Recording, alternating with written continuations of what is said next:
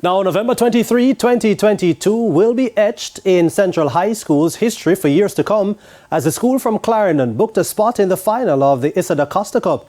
But as Renardo Brown reports, the fairy tale run is a culmination of hard work and compromise. When Captain Delane Clark scored the winning penalty against Manchester High in the DaCosta Cup semi-final on Tuesday evening, celebrations from Santa Cruz could be heard in Clarendon. But while Central High now look to a historic final, the scene at Sevens Road, Maypen, shows just how miraculous the run is.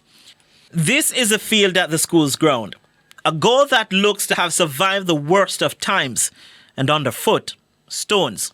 Well, I keep telling people that it's a miracle based on what we have been working with over the years and especially this season. And we have to give credit to the boys, the youngsters, against our lads. They have found a way. Coach Jermaine Douglas admits that it has been tough on the team, but he hopes this year's achievements will make a difference. Well, the basic thing you need in order to play football. Law 1 and 2, the feel on the ball. They don't have either of those, then it's going to be difficult. We have been making do, but it's not the ideal thing. We want to be in a position where we have a proper field to train or even to play games so that our students can watch the team. Most of the students have never seen the team play. Jamaica Premier League outfit Humble Lion have been kind enough to allow Central High to use the Effortville Centre, but only on occasions.